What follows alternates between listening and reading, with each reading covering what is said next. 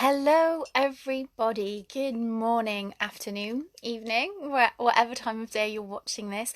I am so grateful that you are here. Holly Charles, also known as Holistic Holly, here for the very start of our holistic and spiritual wellness video series.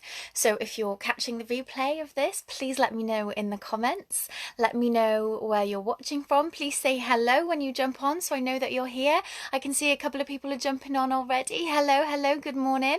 I hope that Facebook is going to play ball today and show me the comments, so just let me know. Say hello. How are you today? So I'm really excited about this. It's something that I've wanted to do for a very long time, and it's bringing together information that I have learned, that I have gained over the experience of my journey, a long journey into exploring all these matters and how they all tie in together. So I yeah, just give me some hearts, everyone. Let me know that you're here. Please leave me a comment. Drop me a comment below, because if the comments aren't coming up, it's going to be quite difficult to do the question and answer. So just let me know. Let me know you're here. Yeah, I can see them coming in now. Great. I've refreshed the comments. That's brilliant. Good morning, Jadine. Good morning, Lee, my lovely. So great to have you here. So there's a lot of things that I want to cover. And this is an enormous subject. It's actually something that I am writing a book about. Thank you for the hearts. Thank you for the love. I have a book that I'm in the process of writing, a lot of which is going to be shared over these next 6 videos for you. The book I'm writing is called Some Things You Ought to Know. I already have a publisher and a publishing contract sorted with them.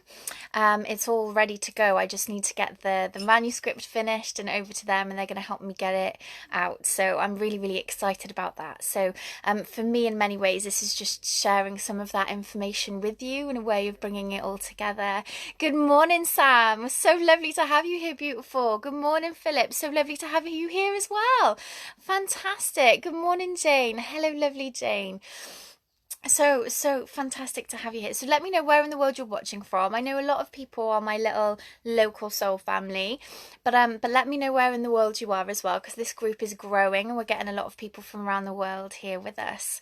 So I'm going to try and be strict with myself today and try and keep this video training to an hour. Now, some of you may be laughing at that who've done my live video trainings before, because you know that I have so much to say. I keep going on and on and they end up eking out for much longer.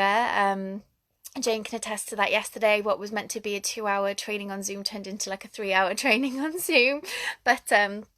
But yes, so I'm going to try and keep myself on track. I have got not notes, but kind of bullet points that I just want to make sure I cover. So we'll just see if I don't go off on too much of a tangent. So if you do have any questions about anything, please drop them in the comments below as well. It can be things that come up as I'm talking, sharing with you. If there's anything that you particularly want me to cover during this video series, if there's anything that you're struggling with or anything that you would like to know more about, please let me know. I'm going to be going into really what holistic means, what holistic medicine, holistic well-being is all about, why it's important that we know that, and why it's important we take that approach to our well-being. So that's something that I'm going to go into in great depth. I'm going to be talking about the mind-body connection. I'm going to be talking about, the energetic self, the soul self, and the energy body, and how that plays a really important role in our physical well-being, our mental well-being, and how, by treating, just by treating a symptom on its own, you were never gonna find wellness. You were just gonna end up tracing that symptom around the body. So it all comes back to that holistic approach. So we're going to be going into that. I'm going to be talking a lot about things that you can do in your own home, things that you can include in your own practice to help bring you back to wellness, regardless of what the issue is, whether it is an emotional issue, whether it is a physical issue, whether it's a spiritual issue that you have. I'm going to be sharing with you so many tools and tips and tricks, things that have worked for me on my journey, and that is something that I think, it's all well and good passing on information that you hear here, there and everywhere, but I'm going to be talking about from my own experience, what's worked for me, and how far I've come on my journey. So I'm going to touch on my journey a little bit, and I'm going to cover a lot more in between as well. So you know, if there's, you know, and throughout these 6 weeks that I'm going to be doing these videos, if there's anything personal that comes up for you that you would like some assistance with, just send me a direct message rather than putting it out in the comments below. If it's something that you want to keep more personal, you know, I can just private message me, and I can help in that way, or anonymously answer the questions for you. Okay, and I'm happy to do that as well. So I can see people are jumping on. Hello everyone, so lovely to have you here. Thank you so much. It's so great. I hope everyone's having a lovely day. It is a really beautiful, bright, sunny day here in Bridgend in South Wales. The sky is blue, it's glorious.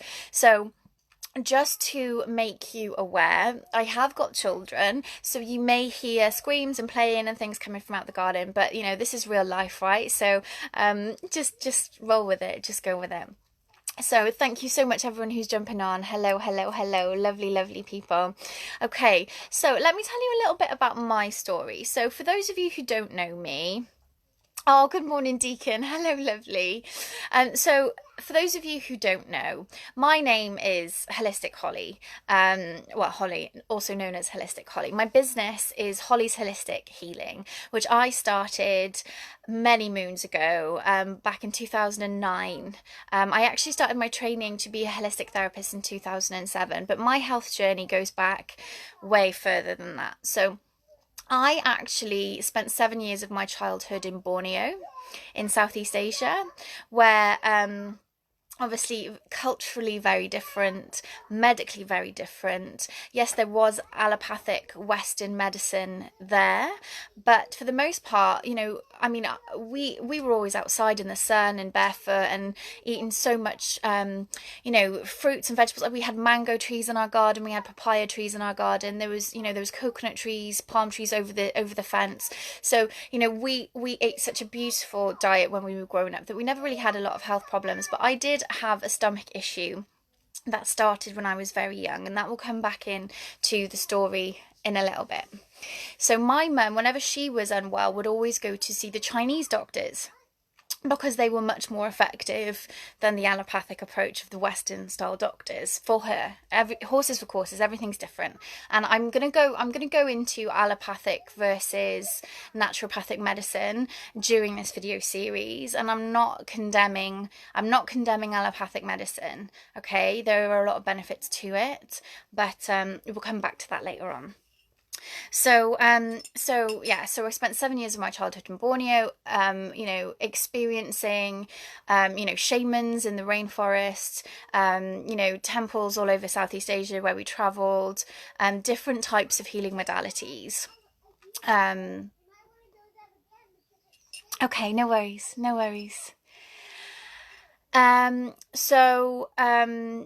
Came back to this country, the stomach issues that I had persisted, and when I was doing my GCSEs, when I was about 15, 16, it reached a head. It was completely debilitating. I was hospitalised more than once.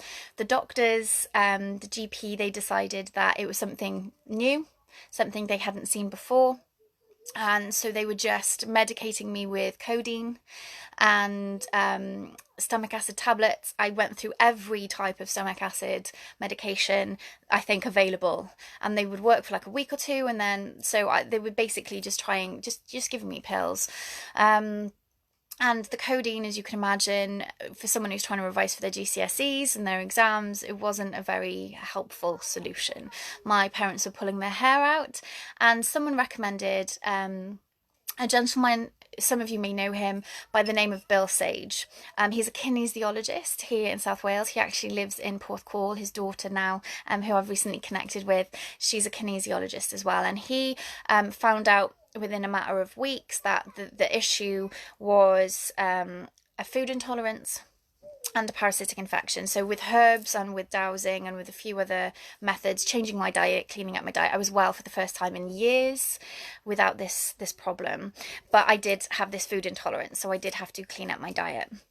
So fast forward a few years, then I went off the rails massively. I had a very difficult emotional time in my life. Very, very difficult emotional time. I wasn't a fan of myself. I really didn't like myself at all through things that were going on. And so my mental health was being massively impacted, which was then having a massive impact on my physical health as well. But I began my spiritual journey when I was 19. And then when I was 21, I listened to my higher self, and when I finished uni, I was doing something completely different. But when I finished uni, before I'd even finished and graduated, I'd already signed up to do holistic and complementary therapies diploma in college, and I went straight back to college after I finished university and threw myself head on full into a career as a holistic therapist. I was doing a full-time course plus 2 evening courses. I had 2 jobs at the same time. This went on for a couple of years because I really wanted to make up for lost time. I really wanted to absorb all of the knowledge I could. So I trained in reflexology, aromatherapy, Swedish body massage. I trained in Indian head massage, hot stone massage. I did Reiki levels 1 and 2. I did loads more modalities as the years went on. I'm trained as an Ayurvedic therapist. Now, Ayurveda is the medicine system of India. It is literally translates as wise living, the science of wise living, and we'll talk about that over these coming weeks as well. And that really tied in with living in harmony with the environment, living in harmony with the earth, listening to your body, finding balance in your body, and being able to treat with nutrition, with herbs, with spices, with physical practices. Yoga is actually the sister science, the sister tradition to Ayurveda. So really started getting into yoga and doing a lot of the self-help work, the internal clearing and cleansing, as I was developing my spiritual side as well. So I was, it was all tying in together beautifully, and I was really becoming a master of my own energy and understanding how to listen to my own energy and what was impacting that and what to do. Also on this journey, I came across obviously a number of lovely healers in lots of other modalities. I actually had my food intolerance cured through a modality called access bars. Some people may have heard of that. I know there's a few people in the group that do that. It's also known as accessing consciousness, and that's really tapping into your energy body. And it turns out that my stomach issues all along had been emotional, and this is something that we'll talk about as we talk about what holistic means, is that everything that manifests in the physical is the result of something on a vibrational level that we're holding within our system. And so by going to the root of that, by working on that emotional issue that I had really buried and ingrained within my personality, by working on that and clearing on that and sending forgiveness to that, I managed to heal my food intolerance. And remember, it was a severe one. I'd been hospitalized and all kinds of stuff with it. So I managed to shift that, and a lot of other things started coming to my awareness, which is just profound. I trained as a spiritual healer through the Spiritual Healer Association International, through a spiritualist church that I was then associated with. So lots of energy modalities, lots of physical modalities that I'm aware that I work with, and all of the things that have helped me to get to where I am. There's so many different things. So here I am now, having had my own business for 14 years this year, which sounds crazy, really crazy. Coming up to 14 years. No, that's not right. How long? Trying to do maths in my head. 11 years. It's 14 years since I started my mediumship development. So 11 years I've had my own business, which seems crazy for someone who's only 33. And so I have worked with so many different people from so many walks of life. I think part of my journey has taken me to places that I would never have expected. I've worked from people. I've worked in a homeless hostel, giving therapies and treatments to people in a homeless hostel. I did a lot of work with people with special needs and learning difficulties, and I've worked. I was volunteering at a charity called Safer Wales, where I was helping people who were victims of domestic violence, going in and giving them healing therapies and modalities. And at the same time as I was working with those kind of people, I was also working with my private clients. I was working in a spa, a 5-star spa, which really, for me, it showed the full spectrum of people's wellness, really, to show that people with the most money, like people flying in on helicopters to come and have a massage, and complaining about everything, not being grateful for anything that they had, really you know, kicking off and upsetting staff members because their afternoon tea was running 10 minutes late or what have you. And then the very next day, for example, I'd be in the homeless hostel and I'd be working with people on rehab programs, and they were the most grateful, lovely, kind people that I'd ever met in my life. So, you know, and it just goes to show that wellness is about outlook as well as you know, what you're putting in your body and all of that kind of stuff. So I've gone on a bit of a loop-de-loop there, but that basically has brought me to where I am today, where I'm obviously working on less clients now, particularly in lockdown. But what I've started doing now, which my mission is all about, is sharing the wisdom I've learned with people to help people bring this into their own lives, so they can live the happiest, healthiest versions of their own lives that they can. So that's just a little bit. Let me go back through the comments, because I've missed a few while I've been chatting. So Susan, good morning, Susan. So lovely to have you here. Philip says, hi, Holly. I'm in work at the moment, so can't stay on live. We'll save the video so you can hear it later. Yes, of course. Yeah, absolutely. It's going to be up in this group for you to watch. Philip's in the valleys. Nice weather where he is. Lovely to have you. Lovely to have you here. Sam says, you are a joy to listen to, Holly. Really lovely to hear about your journey. Thank you. Obviously, that's like the condensed version. There's a lot in there. I've come a long way. When I was a teenager, I was very angry, a very different person. I had very little self-esteem, very little value for myself. I've described myself many times as very self-loathing. I really didn't like who I was. I was going through a very difficult time. Someone actually described me once, and you probably wouldn't believe it if you knew me now, as the angriest person they'd ever met. I was a very, very different person then. And it's taken me a lot of work diving into myself, really diving in, addressing limiting beliefs. I wore a big victim badge that everything was a result of what other people had done to me. That's the reason that I was the way that I was, and the pain that I was experiencing and what was going through. And ultimately I learned that it's not. That's just down to beliefs and programs that we reinforce in ourselves. And I really dived in and cleared it all out, as I said, and really readdressed it all, reprogrammed it all to see that I am the creator of my own experience. I'm the creator of my own reality, and I shed all of that negative self-talk, all of the blame, all of the hate that I had. I cleared it all, and it's definitely made me very wise.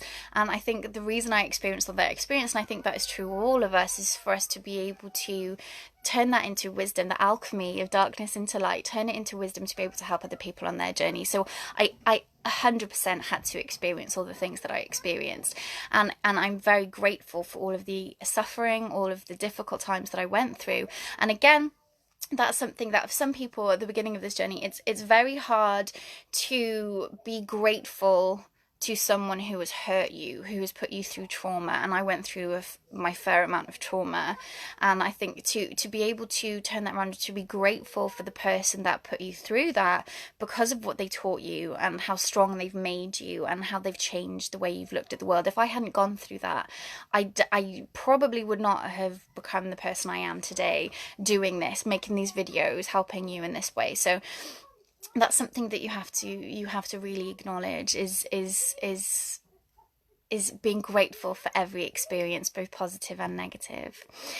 So Julie says, hello darling, sorry I'm late. Not a problem at all. Right, let's see how we're doing for time. I'm going to be really good today. Right, 20 minutes in, not bad. So I'm sitting here with my cup of coffee this morning, my cardamom and coconut oil coffee, absolutely beautiful. Little punk rock mug there, throwback. Throwback from the past. Right, okay, so I've talked a little bit about my story. Now I want to talk to you about what the word holistic really means.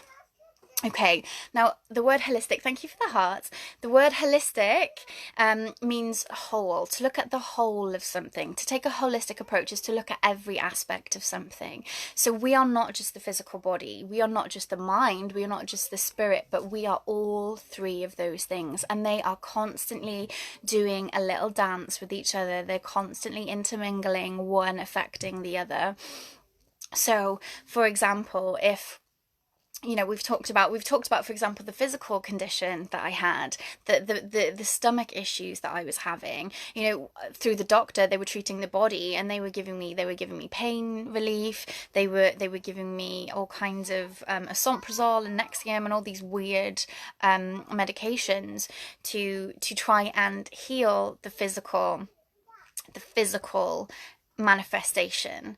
But as I talked about later on, as I discovered on my journey as we went forward, that it was an emotional issue. And as soon as those emotional issues were addressed, were sent healing to the people that caused those emotional issues, I gave myself permission to release those things, no longer associating them as a necessary part of my story, as part of my identity, really letting that go.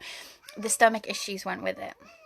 Okay, so if you treat the soul, the spirit, the emotions, they're the trigger of the physical ailment, that's what's going to go. And if you do start trying to treat the physical, you end up suppressing because when we have symptoms are the manifestation of something happening somewhere else. So if you treat the symptom, that's going to die down, yeah, but it's going to pop up somewhere else. There's a really great expression that emotions not expressed cause the organs to weep.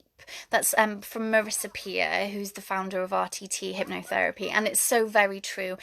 All of the physical conditions that we experience, I don't care what they are as a result of what's going on internally. And if you try and mask things, you end up chasing them down. They end up burying deeper into the body and ultimately cause different things. Now, there's books and books and books on this subject. There's one that escapes me that we talked about in my meditation session last week. Jane Martin Beaver recommended it. It's one that when I've gone to her for reflexology, we've been sat there looking through, just like jaw dropping, because of what it's being said is the cause of my physical condition.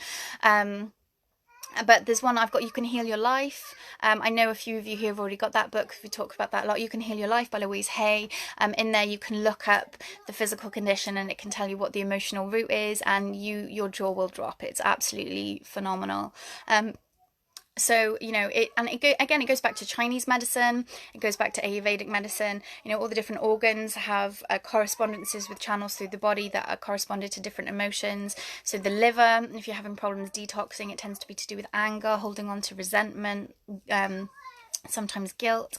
If you have problems with your legs, perhaps you're having trouble moving forward on your journey, perhaps you've stayed still when you should have kept going, things like that. A lot of throat issues, sore throats, coughing. It's like you're not speaking your truth, you're not expressing what it is that you need to say, you're holding back, you're not expressing yourself enough. And you can go on and on and on, but everything is a result of something else. It's like this beautiful little dance within us. So again, our thoughts can affect our physical body through the mind-body connection, which I'll talk about in a little bit. And if things, we do build up things in our energetic body as well that don't belong to us, we can start feeling the emotions of those things. For example, at the moment, I know you may be watching this replay, a long time in the future, but at the moment of recording of this, we're in lockdown because of coronavirus. Okay, and so a lot of us, we are doing the cleansing and clearing, but we can't escape this anxiety, these feelings of worry, and a lot of that time is because that's out there in the collective consciousness. It's what we're absorbing energetically into ourselves. That can affect our thoughts, which then can affect our stress hormones in our body. When we have stress hormones in our body, it suppresses the other systems of the body, so they don't work properly. So that can then manifest as IBS, digestive issues, tension. So tension headaches. It can cause flare-ups of other conditions that we have as well. Gynecological problems, and anything, you name it, it can be caused by these stress hormones. So it's really important to get a hold of what we think about, what we focus on, because ultimately that affects what's happening in the body. So I've talked a little bit about why it's important to understand the holistic approach to living, because everything we do, everything we say, everything we focus on, we think about, we do, has an impact on our physical health. Okay, whether that's down to the food we eat, the TV we watch, the people we spend time with, the things we spend time thinking about and focusing on, the music that we listen to, everything has an impact on our being, our body. So if you manage to catch yourself in that cycle, and you catch yourself being somewhere that you don't want to be emotionally, physically, mentally, you can change that, and it has a really powerful effect then on the whole of your being.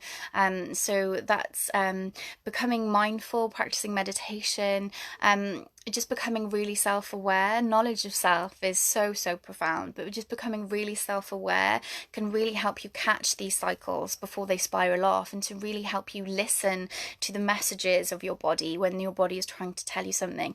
There's another beautiful quote, and I'm not sure who it's by. If any of you know that are watching this, please let me know. But if you listen to your body when it whispers, you'll never have to hear it scream.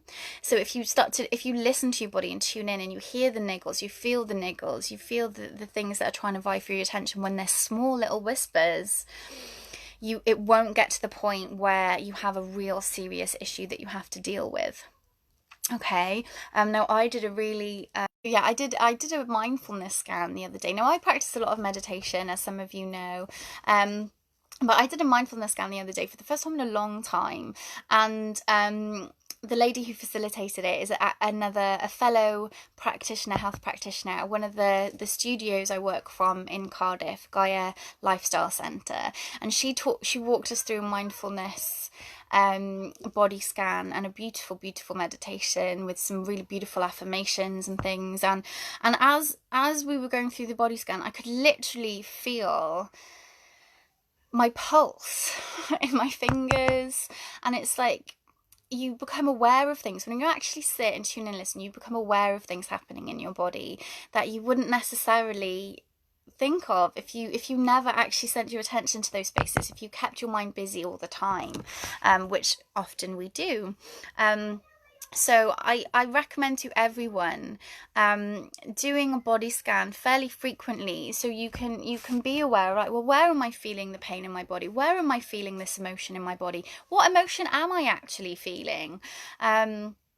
And it's something that can really help you take the reins, take control back of your own health, of your own well-being. And it's a really simple step, a really simple thing to do, as well as cleansing your energy to make sure that the things you are experiencing are your own. I am going to go into the energetics of our energy body and all of that kind of thing, and I'm going to go a little bit, piece by piece through this, because although some of these concepts, they're going to sound very woo-woo and they're very out there, but actually there's a lot of science to back this up, and there's a lot of research to show that these things are actually the case, which is one thing my book is about. It's bringing all of these spiritual lessons and these holistic practices to people's awareness, but bringing in the science to say, look, this isn't woo-woo, this isn't far-fetched, this is proven, it's shown. So one of the things is the influence on our energy bodies. We can pick up other people's energies. We are empathic beings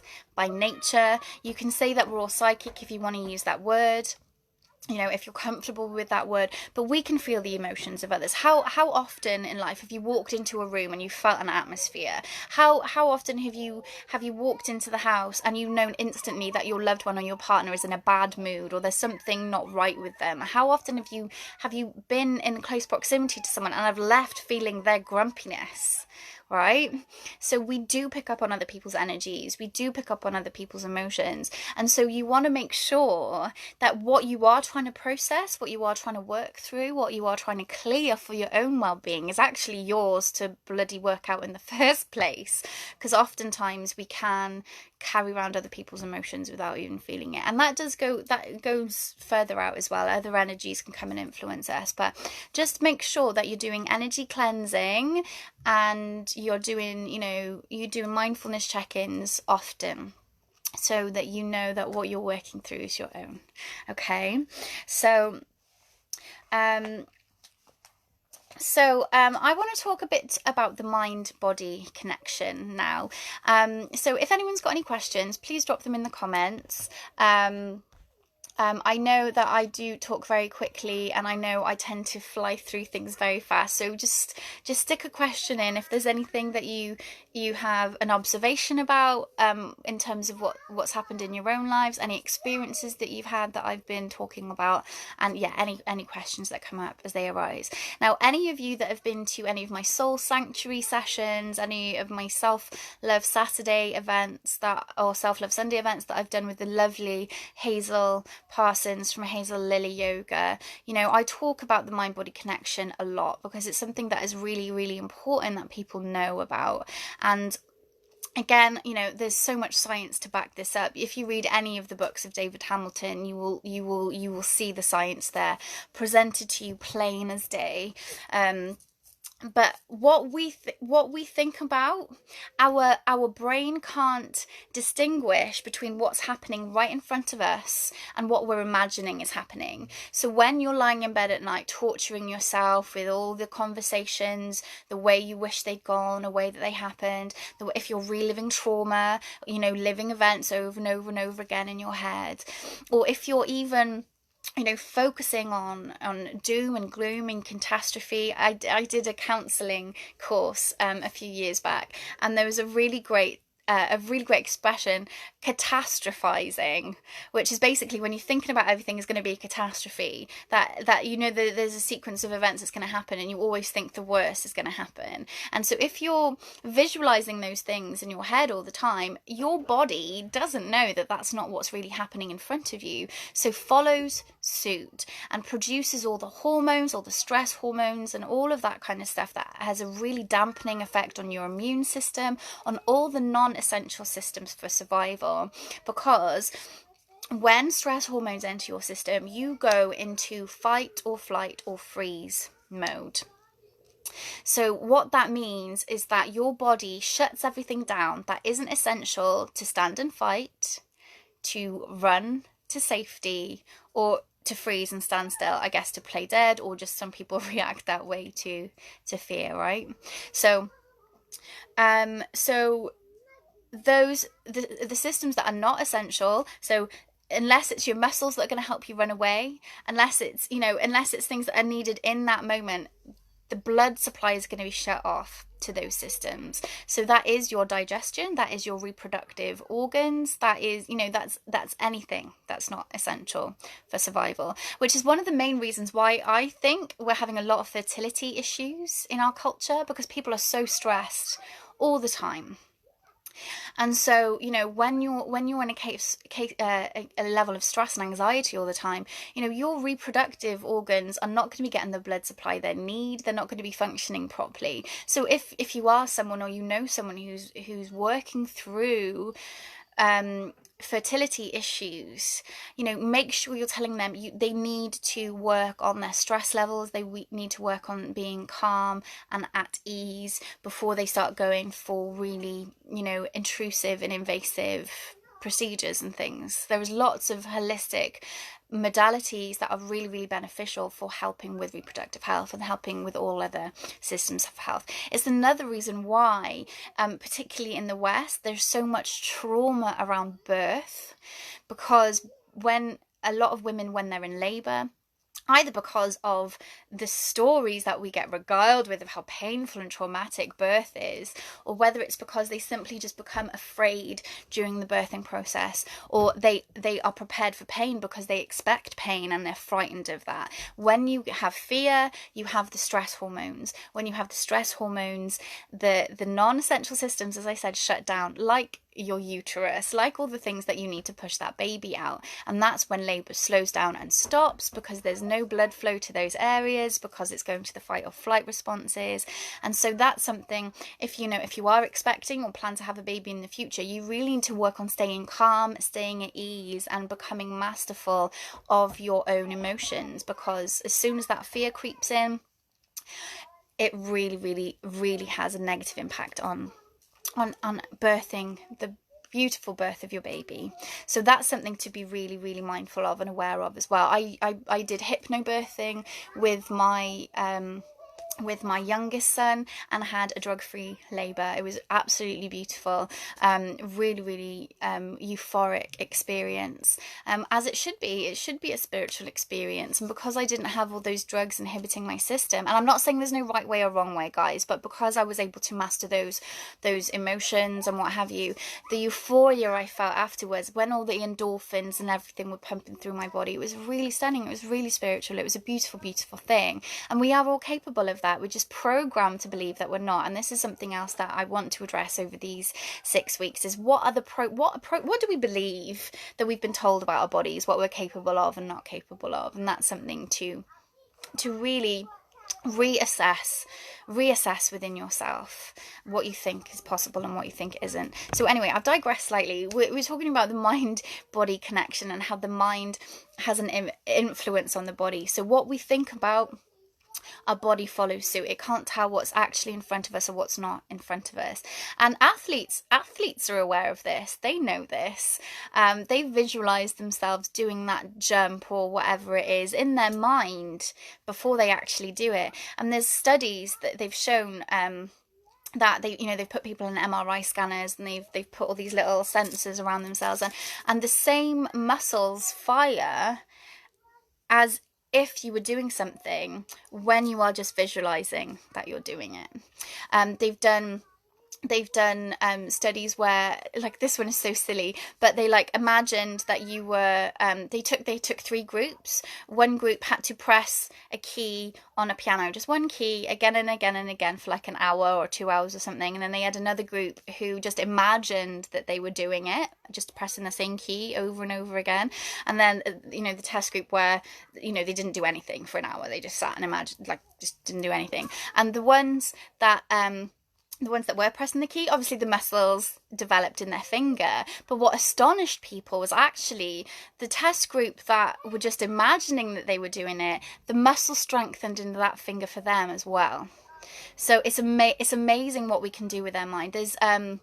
I know there's a few people watching here, a huge fan of, I always pronounce his surname wrong, is it Joe Dupiazza? I will make sure that I correct that in the description box, whatever, when I send some links, but he is a huge advocate of this, and again, it's how the mind can heal the body. There's so many books on this, that how with the mind you can go into the body and visualize it being mended. But he actually was in a terrible accident. He was told he would never walk again. His spine was smashed, basically, and he was lying in hospital going, I'm not taking this, I'm not believing it. And so what he did painstakingly, and it took him a while to master it, but what he did every day, time and time again, would visualize his spinal cord being reconstructed from the bottom to the top. He would visualize it in his mind, and he walked out of that hospital, and he now goes around the world. He's got video series, books, training seminars, teaching people how to control the mind, how to heal the body with their mind, and it's fascinating. And the wealth of research is just flowing in from all over the world about this stuff. There's a really great book talking about David Hamilton. I love him so much, but How Your Mind Can Heal Your Body, fascinating book, and he says the same thing. You can through meditation shrink yourself down to a cellular level, go to the place in your body where there is disease, see it as being damaged, but then see yourself healing it, mending it, repairing it, because everything will go back. again, I'm going to talk about, I'm kind of doing my usual butterfly thing where I go back and forth, but everything is energy, everything is frequency. So if you see something is being disharmonic, where the dis-ease is in your body, if you shrink yourself down and go and make that harmonic again, you will soothe and ease and heal that issue in the body. And again, like there's so much to back this up that, you know, I'm not just picking this out of thing. Dispenser, thank you, Phil. Yeah, amazing. Joe Dispenser, such a fascinating guy. Really, he's so fascinating. So I think his, yeah, I'm speculating, but I'm sure he's been studying quantum physics. He's not a quantum physicist, but he is very much into physical health and how quantum physics overlap each other. So he talks about it from a very scientific perspective. He's very, very knowledgeable.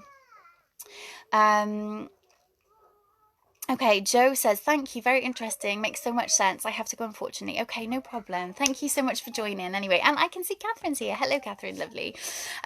So bringing myself back in. So our mind affects our body, our emotions affect our body, affect our mind. It's like this cycle. So what we think about generates our emotions, and then our emotions are the ones that create the hormones that cascade through the body. Okay, so if you control your thoughts, you can control your emotions, and you can stop that cycle around the body. Now, some people say, well, you can't control your emotions, and in many ways you can't. Okay, our emotions are like a reaction, like an instinctive reaction, but we can choose how we feel. So I know that sounds like a contradiction, but what I mean is that yes, you can feel that sadness be evoked by a trigger. You can feel that anger being evoked by a trigger, but you can choose to remain in control, like feeling in control, feeling empowered, feeling like the observer of that emotion, not being washed along as if that emotion is a tsunami. Does that make sense? You can say, right, I'm aware that that emotion is there, and yes, I'm feeling that emotion, but I'm choosing to take control of the steering wheel and not let the emotion take over. And through that awareness of realizing that you're not your emotions, that you can step back from them through practice. All of this takes practice. All of this self-awareness stuff takes practice. But by doing that, by stepping back from them, you can catch the spiral and be like, okay, that has made me sad. Sometimes you do have to sit with it. Don't get me wrong. I'm not about avoidance or spiritual bypassing. The most beneficial thing you can do to heal yourself is sit with the emotions, the uncomfortable emotions. But if you can see a spiral happening, you can interrupt that cycle by replacing it, by for example, if you start smiling, even if you don't feel happy, your body's going, wow, she's smiling, so she must feel happy, so we're going to put some endorphins in there, some feel-good hormones in there for her. So if you start dancing, for example, that really confuses the mind situation, because we tend to just dance when we're relaxed, when we're feeling happy. And so one of the best and most powerful things you can do, and I know there's people here that can attest to that, right? That dancing is so healing, it's so cathartic, it makes you feel so good. On a physical level, it's good for your health. On an emotional level, it uplifts you. On a vibrational level, it raises your frequency to those higher bandwidths of emotions, right? The higher levels of frequency. So again, if you're feeling bummed out, if you're feeling super sad, which at the moment, you know, that's understandable for all the things that are going on. But if you put a playlist on that makes you really kind of tap your feet and really, you know, start moving, your body starts moving, your brain goes, hang on a minute, she's dancing like when she's happy, and it start chucking those feel-good hormones into your body, so you can interrupt those cycles. There's some really good TED Talks on this about how body posture, again, something David Hamilton talks about, how body posture has an impact on your emotions, and it has an impact on the hormones in your body, because and again, there's so many studies about this. But if you're feeling sad and you posture, you hump your shoulders down and you cross your arms, and you can really like sad in on yourself, and that it reaffirms to your body, oh, she's sad, we're going to give her those sad hormones. Whereas if you if you puff your chest out, if you put your shoulders back, they call it the power pose, right? If you stand with your hands on your hips, again, studies have been showing to prove how this impacts confidence and impacts performance. But if for a few minutes every morning you stand with your hands on your hips in front of the mirror, some people like to call it the superhero pose, right? Standing with your hands on your hips, that actually impacts your body because you have more hormones pumping through that are connected with confidence, with strength. So your body posture, the things that you do with your body, it has an impact on your hormones, which then has an impact on your mind, your thinking, blah, blah, blah, blah, blah. You can see how these cascade through from all these different levels. So, you know, the mind-body connection is really powerful. It's all pervasive. But like I said, there's some really good TED Talks on this. If it's something that interests you, definitely go out and explore it. But it's so fascinating. It's a really, really exciting subject to start looking into. And once you're aware of it, you notice when your body language is projecting the opposite of what you want. So you can really start to adjust. And you know, I've got a playlist on Spotify, excuse me. On Spotify, called Songs to Make You Smile, and I put that on and I just dancing and singing around the house. Singing is another thing. Singing is something that's really good for helping you relax, but also you know, that's got so many different harmonic frequency things, helps you open your throat chakra. Singing is a really powerful way at helping you heal yourself. That's why chanting is so powerful, but that's something for another video. But breathing, your breathing is one of the most important things to be aware of, because when we are relaxed, we breathe nice, long, slow, deep breaths. Okay, but when we get stressed, when we get anxious, through these hormones in our body, our breath gets really shallow. And again, it's that fight or flight response. We need that shallow breathing to help bring that oxygen to our muscles so we can stand and fight or run away. So sometimes, but I like, bring your awareness to it now. How is your breathing now? Are you breathing shallow? Are you breathing deep? Because you might inadvertently have quite a hunched posture. I invite you all now to drop your shoulders down away from your ears. Take a deep breath in. Drop your shoulders down. Just become aware. Soften any muscles that you might be holding tension, and just be aware. Is your breath shallow? Is your breath deep? Because if you're breathing shallow, your brain is you've got those stress hormones going around your system. So if you consciously start to slow that breathing down and take those deep breaths, again, it's interrupting that cycle. It's confusing the body, and you can't feel anxious and stressed and uptight if you have long, slow, deep breaths happening, because these long, slow, deep breaths, they activate the vagus nerve, which is the body's ability to relax in the moment, stay calm. And so when you do take these deep breaths, when you do consciously relax your breathing, you can't hold two contrasting emotions at the same time. You can't embody those two things at the same time. So by taking long, slow, deep breaths through meditation, through yoga, you know, the things that I've already mentioned that are really beneficial, you can really stop the flow of those stress hormones in your body and really bring the rest of those systems back to life. That's why it's really funny during massage sessions, reflexology sessions, healing sessions with people, you'll often find, particularly if they have been stressed for a while, you know, when they start to relax into the treatment, their stomach starts gurgling and groaning. Like, who's experienced this when they've had a treatment before? And often people grab their stomach and go, oh, I'm so sorry. It's like, no, that's a sign that you're relaxing, because the blood flow has got to the digestive system. Things have turned back on. So it means that the systems of the body are starting to reboot, because the blood flow, the stress hormones are gone, and the blood flow is starting to kick back around the body. So let me know, is that something that you've experienced doing a therapy for someone, or having a therapy yourself, that your stomach starts grumbling and groaning? Because it's funny, people do get embarrassed by it. Lots of hearts. I assume that you've experienced that yourself, Jane.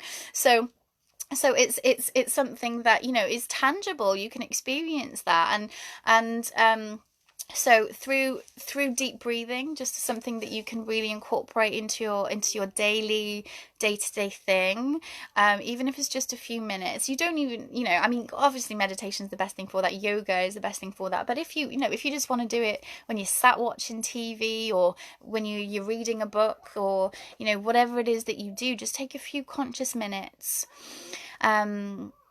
I love the little quote, a deep breath in and a deep breath out is a little love note to your body, and it really, really is. Your breath is a powerful tool to help you get back in control. Because remember, there's so many things often that just have an influence on us that we're not even aware of. So just by taking that time to breathe, it really helps you get a handle on it, take the steering wheel back. Okay, so does that make sense? Does anyone have any questions about the mind body connection? Is there any experience they've got, or anything that they can share around that? It's a fascinating subject. David Hamilton has shared so many studies into like the finger on the piano and all of that stuff. I love it. Okay, so there's I'm just gonna hang on, let me just have a drink a minute before I try and just plow on.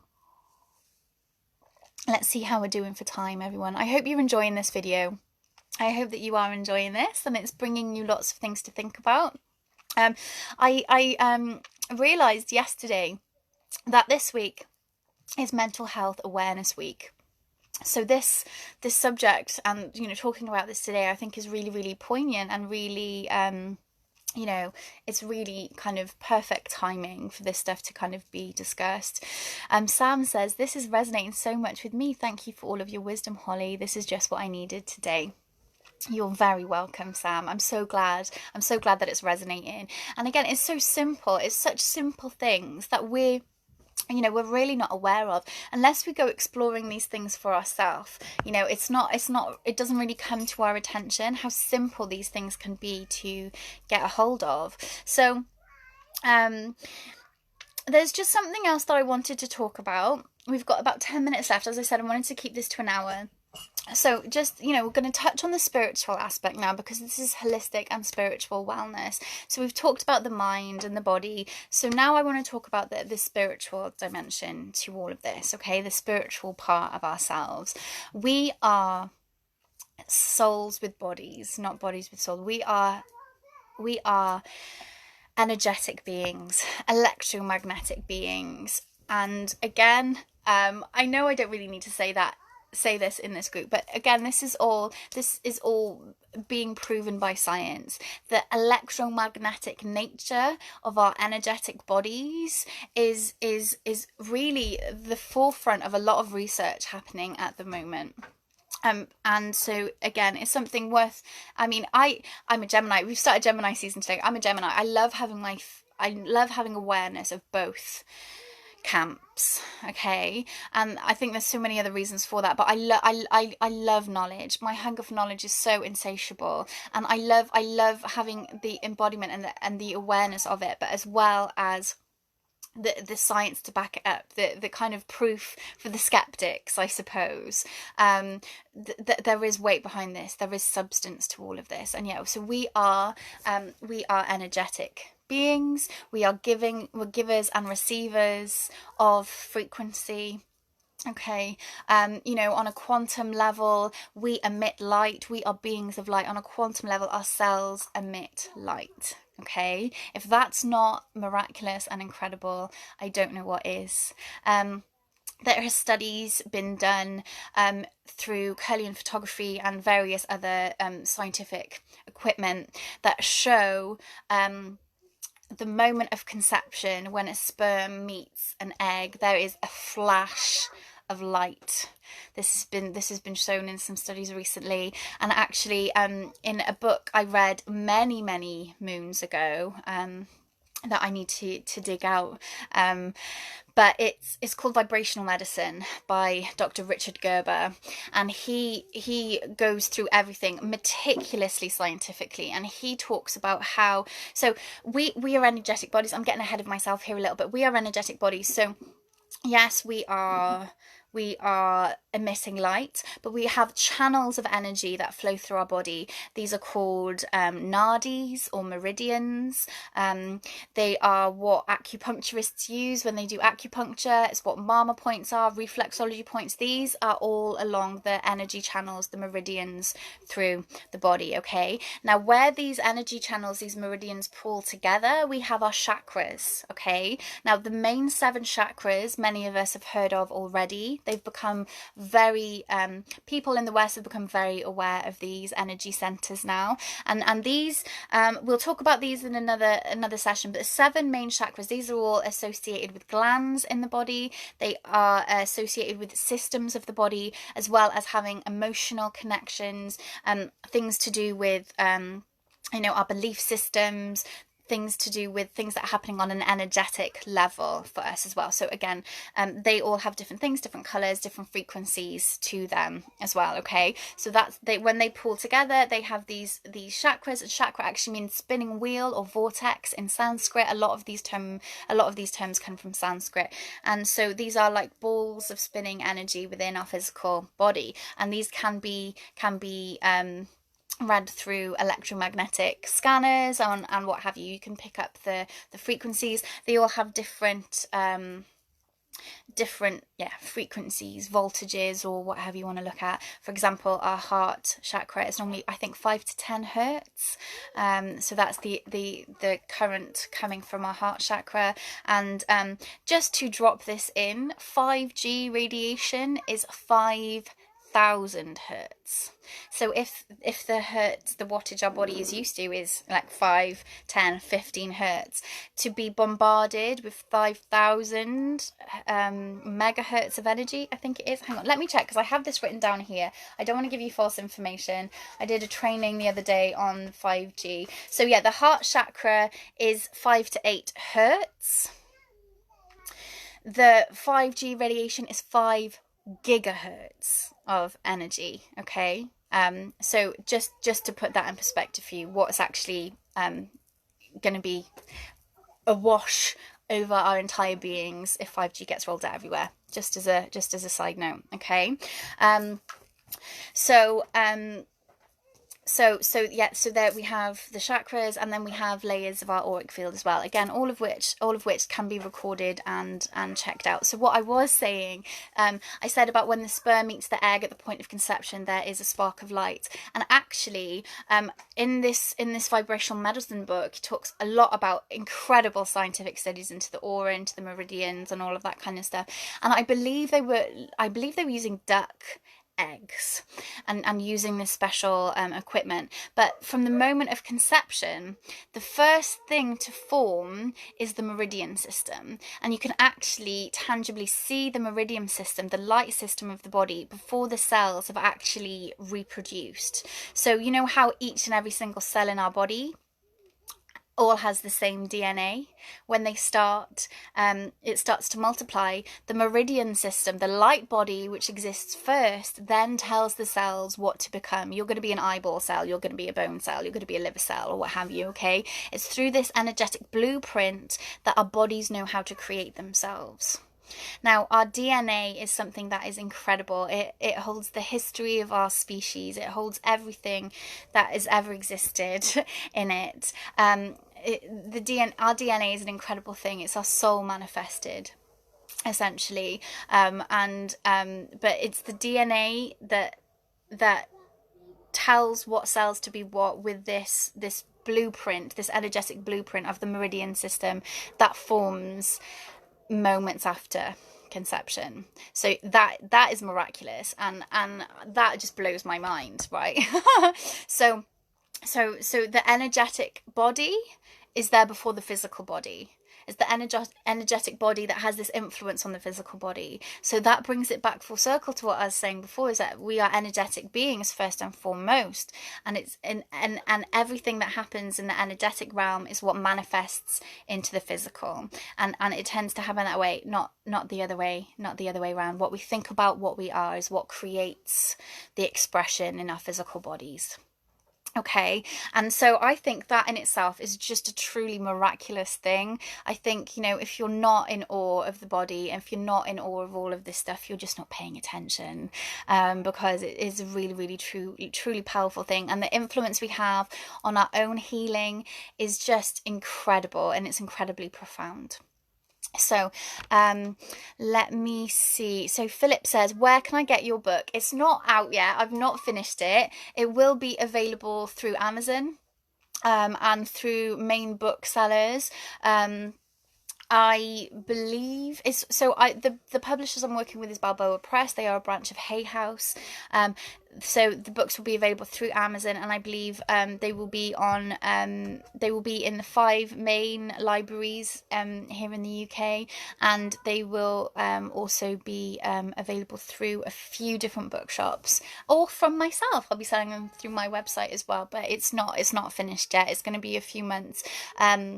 Lockdown has really slowed things down a little bit, but I'm getting moving with it, and it's coming together beautifully. So yeah, so that's all that I wanted to share with you for today. Look at that, bang on 1 hour. Check me go. Look at me setting my intentions and sticking to them. That's not like me with timekeeping, so I'm proud of myself there. So I hope you've enjoyed today's first video session for this training series. We've covered a lot. It's a lot to take in. It's a lot to digest, but I hope that it's opened some lines of inquiry for you. There's a lot more to come. We've covered so much in this. There's 5 more sessions after this one. So do have a think. Start putting some of this into action in your own life. Start becoming self-aware. If you have any questions, please stick them in the comments. Stick them in the comments below. Send me a direct message. Now, if you're not already, please come and follow me on Instagram at holistic_Holly. I'm Holly's Holistic Healing here on Facebook. My website is hollysholistic.healing.co.uk, and I'm also Holly's Holistic Healing on YouTube. So come subscribe to my YouTube channel, my friends, and give me ideas of what content you would like me to create, because I really want to start putting more content out there for everyone, not just in this group. And on that note, starting on the 1st of June, I'm actually launching a Patreon membership, where if people want to support me and support what I'm creating, you will get benefits back that are exclusive for Patreon members. And it's going to be a 3-tier program. It's launching on Monday the 1st of June. So if you would like, it's going to be starting at £5, and there's going to be different tiers. Lots of perks. So if you like what I'm all about and you'd like to support me, please just hang on in there. Patreon membership coming. If you've really enjoyed today and you've got a lot from it, and you are in a position where you would like to donate, I am so grateful for any donations that come my way. At the moment, it's only through readings and donations that I'm actually able to make a living during lockdown. Just until everything else takes off. So I am going to put a link to my PayPal tip jar in the description box above. So let's see. Thank you, Brill, love it. Thank you. Loved every second. Thank you, Sam. Thank you so much, Sam. Jane says, thank you. Deacon started asking about the chakras now as well, which is always a plus. Yeah, absolutely right. And kids are so much more aware of this stuff. They're so much more sensitive to it. And they love it. Because it's magic, truly. Love it. Joanne says, I tell you what, actually, going back up to that point, Jane, there's a really great video on YouTube taken from the cartoon The Last Airbender, where actually they talk about the chakras, and yes, it is adapted slightly to fit in with the cartoon, but it is really spot on, actually, about how to open and awaken and to heal the chakras. So if you have a look on YouTube, The Last Airbender chakras, there's a really great video that he might really enjoy, and it explains it beautifully. So go check that out, Jane. Okay, for Deacon. Joanne says, really enjoyed, very informative, good. I'm glad you enjoyed. Lots of love. So much info. Thank you, Holly. Very enlightening. I'm glad you enjoyed. When will next sessions be, and how much is the fee? Okay, so like I said, these are donations only. So it's whatever you feel is appropriate, whatever you feel you want to give. If you put it through PayPal as friends and family as well, that would be really appreciated, because otherwise they take a percentage off. But it's going to be Wednesdays, 11 o'clock, Wellness Wednesdays. We're going to be doing this same time, same place for the next 6 weeks. If we come out of lockdown and things go differently, people go back to work, kids go back to school, if all of that kind of stuff happens, then we might change the time. But at the moment, it's going to be 11 o'clock every Wednesday morning here in this group, okay? Hello, Janine, my darling heart. My soul sister. Sorry, honey, we'll catch up later on the schoolwork. No problem, no problem. We've had Jane on with Deacon, and he's been loving it. So watch the replay with Seb. He might like it too. It's quite informative. So yeah. Lush, lovely, love you all. Thank you so much. I think that was everything that I needed to kind of say. I said about my YouTube channel, I said about Patreon coming up. Yeah, I think that's all that I need to say. Susan says, thoroughly enjoyed the session, Holly. Resonate with what you have said. Will be more aware of what is happening in my body. Yeah, so biggest takeaways from this. Biggest takeaways, start listening to your body, tuning into your breath, being aware of the relationship of how mind affects the body affects the mind and the emotions, and learning to interrupt that cycle. I invite you all to go and make a Make Me Smile, Make Me Dance playlist, because that is one of the singing and dancing is going to be the one absolutely sure thing that's going to really help loosen you up, relax you, get those feel good hormones happening in your body. And I haven't mentioned it, but one of my biggest things is drinking plenty of water. How I mentioned, that our cells emit light on a quantum level. We emit photons of light from each and every one of our cells. Unless we're properly hydrated, that doesn't happen properly. Unless we're properly hydrated, none of the systems of our body work properly at all. I have a great number of friends who are naturopathic nutritionists that have studied at the School of Naturopathic Medicine. I think that's what it's called, with Satya Hadi Das and Emma Jones Phillips. Two friends of mine that are really wonderful souls, and they run a naturopathic nutrition school here in South Wales. And I've talked to them at great length, and they were saying, there's no point taking supplements at all unless you're properly hydrated, because your body's not going to absorb anything that you're taking in. Your muscles, from what I know from my complementary therapies, Ayurvedic therapies, holistic therapies background, your muscles don't work properly. Your brain can shrink to a third of its actual size when you're dehydrated. Imagine your brain like a little raisin if there's not enough hydration in there. And on an energetic level, you cannot hold frequency. You cannot hold the high frequencies that you're striving to attain if you are on a spiritual path, if you're not properly hydrated. So that's something, again, take that away from today. I know I just touched on it briefly. I'll go into it next time in more detail, but get hydrated as well, my friends. So enjoy the rest of your day. I hope you've enjoyed this. I know you said that you have. Those of you catching the replay, thank you so much for sticking with me. I really appreciate each and every one of you, both live and on the replay, for taking this time out of your day to spend it with me. Like, I'm just honoured. So thank you so much. Thank you so much. And Janine says, a rainbow of fruit for breakfast today. Amazing. Absolutely. Eat a rainbow every day. Eat a rainbow every day, because that will cover the full spectrum of nutrition that you need in your diet. We're going to talk about food. We're going to talk about nutrition and the different types of diets and the controversy around the way we eat as well over the coming weeks. So if you have, as I said, if you have any topic suggestions, anything you want me to make sure that I cover over these next 6 weeks, please let me know. Fire your questions at me. Anything that you've used on your journey that's benefited you, please share in the group for the benefit of others. I love you all. Have a great rest of your day. Peace out. Bye, friends. Love you very much. Bye for now.